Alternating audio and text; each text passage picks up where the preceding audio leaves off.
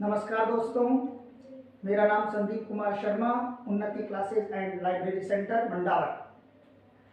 दोस्तों, हमने पिछले वीडियो में पढ़ा पद्य शिक्षण की विधियों के नाम। आज हम बात करेंगे उन विधियों के परिचय के बाद। विधियों के परिचय से पहले मैं आपको बता दूं,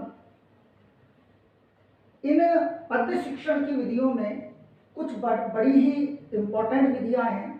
उन महत्वपूर्ण विधियों के नाम आपको याद होने चाहिए और उनका परिचय भी आपको याद होना चाहिए। आइए देखते हैं उन विधियों का परिचय।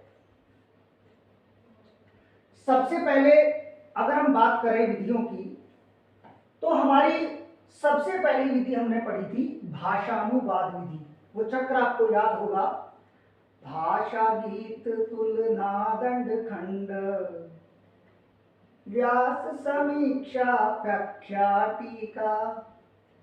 इस तरह से हमने विधियों के नाम याद किए थे। तो उनमें पहली विधि है भाषा विधि, भाषानुवाद विधि भी कहते हैं। भाषानुवाद विधि का एक नाम है परंपरागत विधि।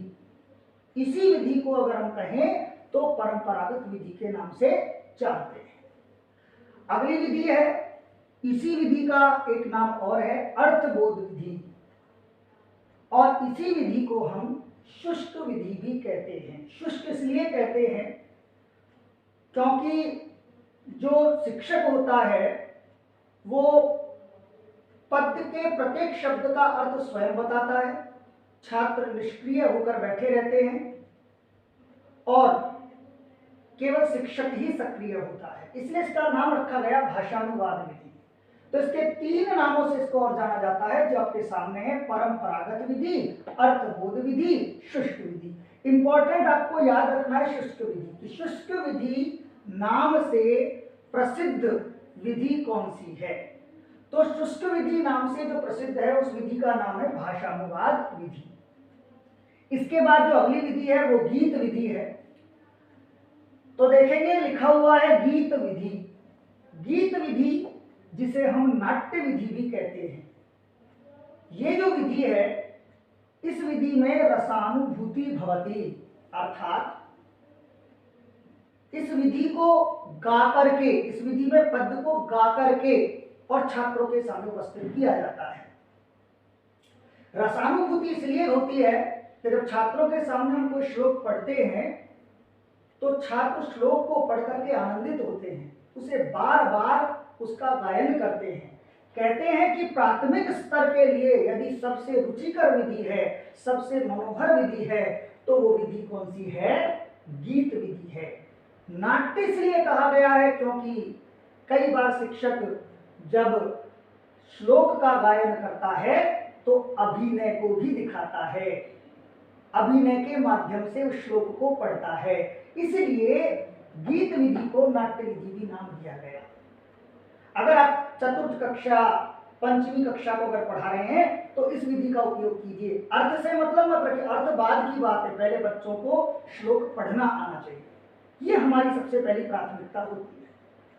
भाषानुवाद विधि, गीत विधि। तीसरी विधि हमारी है तुलना विधि। एक ऐसी विधि है जो केवल उच्च स्तर के लिए उपयोगी है। प्राथमिक स्तर या उच्च प्राथमिक स्तर पर हम इस विधि का अगर उपयोग करें तो इसका कोई महत्व नहीं होता, क्योंकि तुलना का मतलब क्या है? तुलना का मतलब है जो पद्य आप पढ़ा रहे हैं उसी पद्य से संबंधित, उसी पद्य के समभाव वाला कोई दूसरा पद्य लेकर के उसके सहारे से हम पहले जो हमारा पाठ्य वस्तु संबंधित जो पद्य है उसको पढ़ाएं। प्राय देखा जाता है कि संस्कृत शिक्षकों को जो पाठ्य सामग्री में जो श्लोक होता है उसके अलावा अन्य श्लोकों का ज्ञान बहुत कम होता है। इसके लिए शिक्षक को भाषाविद या साहित्य का ज्ञाता होना चाहिए। इसीलिए इस विधि का प्रयोग प्राय बहुत कम होता है। तुलना विधि, इसीलिए इसको कहा गया कि समभाव श्लोकेन सह तुलना। समभाव श्लोकेन सह तुलना, अर्थात समान भावार्थ वाले श्लोक के साथ प्रस्तुत श्लोक की तुलना करके पढ़ाना, यही है तुलना विधि जो कि उच्च स्तर के लिए उपयोगी है। इसके बाद हम चलेंगे इस पद्य शिक्षण की दो महत्वपूर्ण विधियों के बारे में जिनसे प्रश्न पूछा जाता है, जिसमें पहली विधि है दंडान्वय विधि और उसके ठीक नीचे मैंने लिखी खंडान्वय विधि। तो ये दो विधियां बड़ी इंपॉर्टेंट है, दंडान्वय और खंडान्वय। दोस्तों, दंडान्वय विधि क्या है? दंडान्वय विधि में जो दंड शब्द कहा गया है, उस दंड शब्द का अर्थ है ग्रंथि युक्त दंड। क्या? पुनः हम एक बार देखेंगे, दंड शब्द का अर्थ क्या होता है। कभी पूछ लिया जाए कि दंड शब्दस्य को अर्थः, तो दंड शब्दस्य अर्थः ग्रंथि युक्त दंड। वास्तव में जो दंड है, ये प्रतीक, ये ग्रंथि या दंड, ये किसका प्रतीक है? तो ये ग्रंथ और दंडी जो है, ये ग्रंथि और दंड वाक्य का प्रतीक है। अर्थात एक वाक्य का निर्माण किया जाता है अन्वय के माध्यम से। इसलिए दंड शब्द वाक्य का प्रतीक है और दंड शब्द का अर्थ है ग्रंथि युक्त दंड। अब इस विधि को पद्य शिक्षण में कैसे प्रयोग किया जाता है? यदि मान लीजिए कोई पद्य आपको दिया गया है और उस पद्य को, उस श्लोक को अगर आप दंडान्वय विधि के माध्यम से पढ़ाना चाहते हैं, तो जरूरी है कि इस विधि के बारे में आपको जानकारी हो। दंडान्वय विधि में जब किसी भी श्लोक का अन्वय खोजा जाता है या अन्वय बनाया जाता है, तो उस अन्वय को बनाने के लिए हम प्रश्नों का सहारा लेते हैं। और वो प्रश्न कैसे होते हैं? व्याकरणात्मक। ये बात ध्यान रखें, कभी भी कोई प्रश्न पूछेगा आपसे तो यही पूछेगा, व्याकरणात्मक प्रश्नों का सहारा किस विधि में लिया जाता है, या कस्मिन् विधौ व्याकरणात्मक प्रश्नाः भवन्ति। दंडान्वय विधौ, कस्मिन् विधौ? दंडान्वय विधौ व्याकरणात्मक प्रश्नाः भवन्ति। जैसे कारक पूछ लिया, विशेषण, क्रियापद, ये सब व्याकरण के हमारे संप्रत्यय हैं, व्याकरण के बिंदु हैं। कारकों में पूछ लिया, कर्म कारक कौन सा है, कर्ण कारक कौन सा है, कर्ता कारक कौन सा है, संप्रदान कारक कौन सा है, विशेषण कौन है, क्रियापद कौन सा है, सर्वनाम क्या है। इस तरह से जब हम प्रश्न करते हैं और अन्वय खोजते हैं तो वो विधि है दंडान्वय विधि। इसलिए याद रखें, व्याकरणात्मक प्रश्नों का प्रयोग दंडान्वय विधि में किया जाता है। इसका महत्वपूर्ण ये एक पंक्ति है। इसके विपरीत जो दूसरी जो हमारे सामने विधि है, वो है खंडान्वय विधि। खंडान्वय विधि से मतलब है कि खंडान्वय क्या है। सबसे पहले तो हमने कल भी बात की थी कि सर्वश्रेष्ठ विधि है। अगर पद्य शिक्षण की सर्वश्रेष्ठ विधि की बात करें तो विधि कौन सी है? खंडान्वय। ऐसा नहीं है कि दंडान्वय अच्छी विधि नहीं है, दंडान्वय भी श्रेष्ठ विधि है, खंडान्वय भी श्रेष्ठ विधि है। यदि मान लीजिए दोनों में से तुलना करवाए सबसे अच्छी कौन सी है, तो फिर हम लिखेंगे कौन सी? खंडान्वय। बस अपने दिमाग में इस बात को रखिए, सर्वश्रेष्ठ विधि खंडान्वय है, लेकिन दंडान्वय भी श्रेष्ठ विधि है। दोनों में जब तुलना करेंगे तो बलवती कौन सी मानी जाएगी? खंडान्वय मानी जाएगी, सर्वश्रेष्ठ विधि है। अब बात है प्रश्नों का। ऊपर वाली विधि में हमने पढ़ा कि व्याकरणात्मक प्रश्न होते हैं, लेकिन यहाँ ऐसा नहीं है। यहाँ प्रश्नों को पूछने का तरीका बदल जाता है। यहाँ जो प्रश्न होते हैं, इस विधि में जो प्रश्न होते हैं, वो विषय वस्तु संबंधित प्रश्न होते हैं। अर्थात इस विधि में विषय वस्तु संबंधित प्रश्नों के माध्यम से, विषय वस्तु संबंधित प्रश्नों को ही हम साहित्यिक प्रश्न भी कहते हैं। चाहे साहित्यिक प्रश्न कह दीजिए, चाहे विषय वस्तु से संबंधित प्रश्न कह दीजिए, कि विषय वस्तु से संबंधित प्रश्न या साहित्यिक प्रश्नों के माध्यम से अन्वय किया जाता है। अर्थात व्याकरणात्मक प्रश्न किसमें पूछे जाते हैं? दंडान्वय में। और साहित्यिक प्रश्न किसमें पूछे जाते हैं? खंडान्वय में। सर्वश्रेष्ठ विधि कौन सी है? खंडान्वय। दंडान्वय भी कैसी विधि है? श्रेष्ठ विधि है। अब साहित्यिक प्रश्न कैसे होंगे? कैसे होंगे वो साहित्यिक प्रश्न?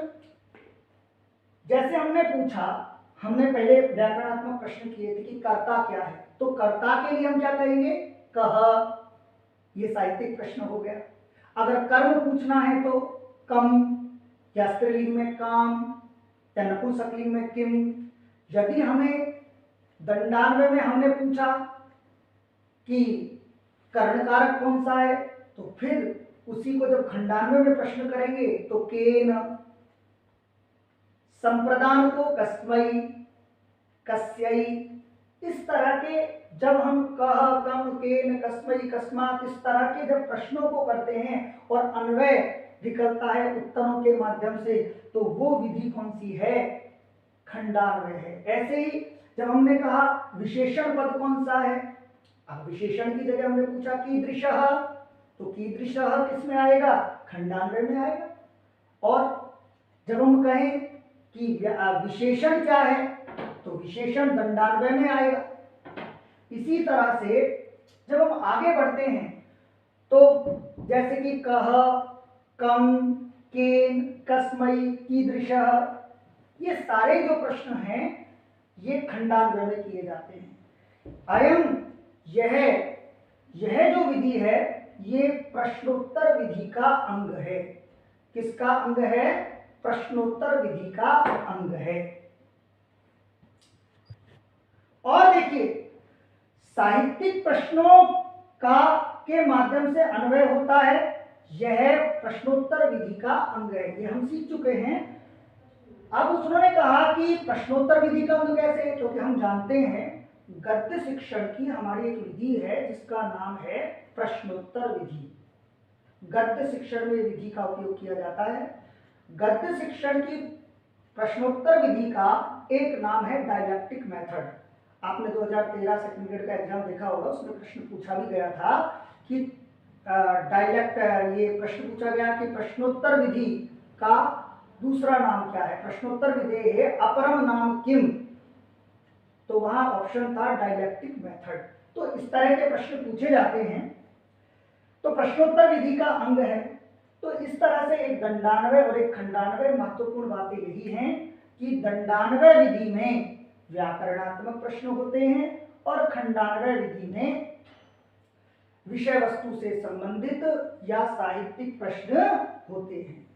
अब देखिए कि वास्तव में एक शब्द है अन्वय, और अन्वय के बारे में कहा गया है कि अन्वय प्रबोध एक ग्रंथ का नाम है। अन्वय प्रबोध में अन्वय कितनी प्रकार का कहा गया है, आपको यही याद रखना है। अन्वय कितनी प्रकार का होता है? अन्वय 2 प्रकार का होता है। इसीलिए अन्वय के माध्यम से 2 विधियां बनी, और वो विधियां कौन सी हैं? दंडान्वय और खंडान्वय। इसीलिए कहा गया है अन्वय प्रबोध में अन्वय 2 प्रकार का है। अन्वय प्रबोध में 2 प्रकार का अन्वय कहा गया है, एक दंडान्वय और दूसरा खंडान्वय। इसलिए 2 प्रकार की ये विधि है।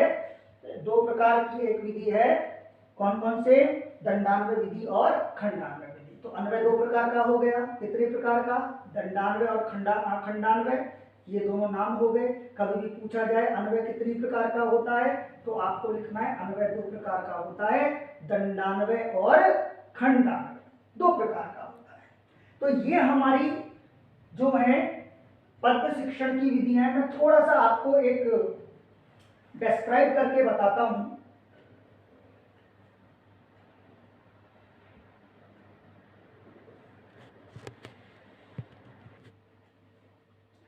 दोस्तों, दंडान्वय और खंडान्वय विधि के बारे में थोड़ी सी चर्चा और हम यहां कर लेते हैं। यदि मान लीजिए किसी श्लोक की एक लाइन है जो मैं लिख रहा हूं,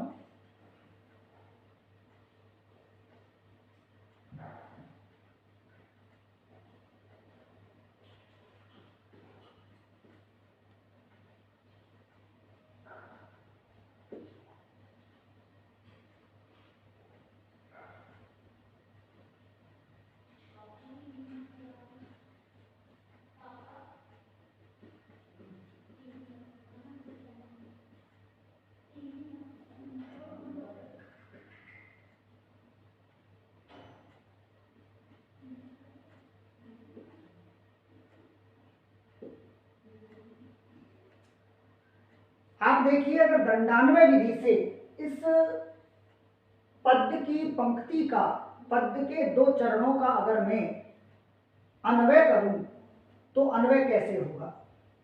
दंडान्वय विधि में किस प्रकार के प्रश्न होते हैं आप जानते हैं, व्याकरणात्मक प्रश्न। तो अन्वय कैसे होगा। पहला प्रश्न होगा,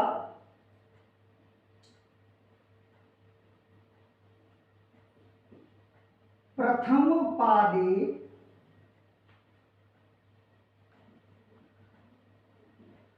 कर्ता कः। पहले चरण में कर्ता कौन है, व्याकरणात्मक प्रश्न है। उत्तर होगा वृक्षाः। अगला प्रश्न, वृक्षाः इत्यस्य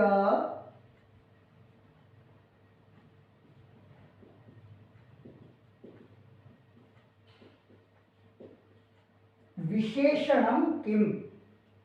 वृक्ष का विशेषण क्या है, तो वृक्ष कैसा है यहां पर, फलिनः। फलिनः। अत्र क्रियापदम किम, तो क्रियापद हुआ नमन्ति। फलिनः वृक्षाः नमन्ति इति अन्वयः। यहां कर्ता, विशेषण, क्रियापद, ये सारे व्याकरणात्मक प्रश्न हैं। यदि मैं इसको खंडान्वय में बदलूं, अगर इसका अन्वय हम खंडान्वय से करें, तो इसी चरण का जब खंडान्वय में हम उपयोग करते हैं तो प्रश्न साहित्यिक होंगे। कैसे होंगे,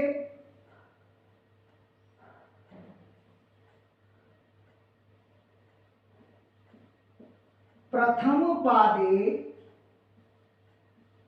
के नमन्ति। पहले चरण में कौन झुकते हैं, नमन्ति फलिनो वृक्षाः। वृक्ष झुकते हैं, उत्तर वही होगा वृक्षाः। जो यहां पर कर्ता के लिए हमने कह का उपयोग किया, वहीं पर उस कर्ता के लिए चूंकि बहुवचन है, नमन्ति जो हमारा है वो बहुवचन है, तो पहले पादे में नमन्ति कहा है, तो के नमन्ति, कौन झुकते हैं, वृक्ष झुकते हैं।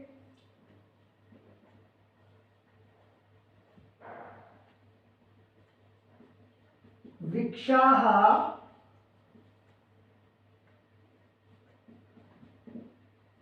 कीदृशाः, वृक्ष कैसे हैं, तो उत्तर होगा फलिनः। तो विशेषण हमने व्याकरणात्मक में किया था, वही क्या हो गया, वृक्ष कैसे हैं, वृक्ष फलिनः, वृक्ष फल वाले हैं, फल देने वाले हैं। इस तरह से ये दंडान्वय का उदाहरण है, ये आपका दंडान्वय का उदाहरण है, और ये आपका खंडान्वय का उदाहरण है। इस तरह से हम दंडान्वय और खंडान्वय को हमें समझना चाहिए। यही विधि जो हम बात कर रहे हैं दंडान्वय खंडान्वय की है। दोस्तों, आगे की कुछ वीडियो के बारे में हम और चर्चा करेंगे। ये वीडियो ज़्यादा लंबा हो जाएगा, इसलिए हम और वीडियो के नेक्स्ट वीडियो में चर्चा करेंगे, ज़्यादा नहीं है। और आपसे एक निवेदन है कि आप इस चैनल को, मेरे चैनल को संदीप शर्मा संस्कृत शिक्षण नाम से इस चैनल को आप सब्सक्राइब कीजिए, देखिए, इनको कॉपी में आप नोट भी कर सकते हैं। तो धन्यवाद दोस्तों, फिर से मिलते हैं, धन्यवाद।